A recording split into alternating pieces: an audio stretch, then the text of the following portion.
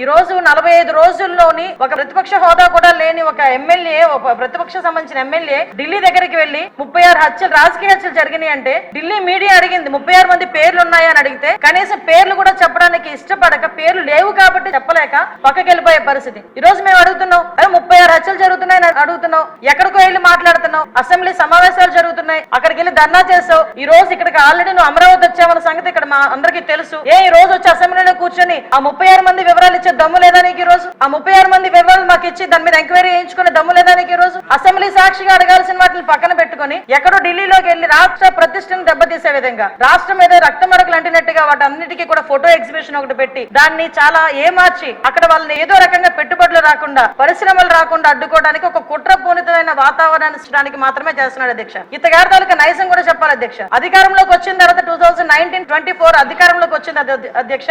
ఎంత దారుణం అంటే అమరావతికి బస్సు యాత్రకి సాక్షాత్తు 14 సంవత్సరాలు ముఖ్యమంత్రి చేసిన చంద్రబాబు నాయుడు గారు బస్సు యాత్రకి వెళ్తే ఆ బస్సు మీద రాళ్లు రువితే అధ్యక్ష, అప్పుడున్న సాక్షాత్తు డీసీపీ గౌతమ్ సవాంగ్ గారు భావ స్వేచ్ఛ ప్రకటన మాట్లాడిన సందర్భాన్ని కూడా ఈ రోజు గుర్తు చేయాలి అధ్యక్ష. ఎందుకంటే ఆ రోజు శాంతి భద్రతలు ఎలా ఉన్నాయి, ఈ రోజు శాంతి భద్రతలు ఎలా ఉన్నాయి కంపేర్ చేయడానికి మీరు నాకు 5 నిమిషాలు టైం ఇవ్వాలి. ఎందుకంటే ఇది రాష్ట్ర ప్రతిష్టకు సంబంధించిన విషయం. ఆ రోజు ఆత్మకూరులో ఒక ఊర్లోని ఒకరిని వెలివేస్తే, ఒక గ్రూప్ ఆఫ్ పీపుల్ వెలివేస్తే వాళ్ళ దగ్గరికి వెళ్ళడానికి వెళ్తే సాక్షాత్తు 14 సంవత్సరాలు ముఖ్యమంత్రి చేసిన వ్యక్తి ఇంటి దగ్గరికి వెళ్లి ఆ గేట్లకి తాళ్లు కట్టారు అధ్యక్ష. తాళ్లు కట్టడమే కాదు అధ్యక్ష, ఎల్జీ పాలిమర్స్ లో గ్యాస్ లీక్ అయితే వైజాగ్ వెళ్తే చంద్రబాబు నాయుడు గారిని వైజాగ్ ఎయిర్పోర్ట్ లోనే ఆపి ఎయిర్పోర్ట్ లో లిటరల్లీ చెప్పలు దాడి చేశారు. ఆ విషయంలో మొన్న నన్ను విష్ణుకుమార్ రాజు గారు కూడా క్వశ్చన్ చేశారు అధ్యక్ష, హోంమంత్రి ఏం చేస్తున్నారు అని. గుడ్లు ఇసరడానికి, అతని టమోటాలు ఇసరడానికి, ఆఖరికి అక్కడ నుంచి కనీసం బయటికి రానివ్వకుండా కూడా చేసిన పరిస్థితి కూడా కనిపించింది అధ్యక్ష. వీళ్ళు ఈ రోజు శాంతి భద్రతల గురించి మాట్లాడుతున్నారు అధ్యక్ష.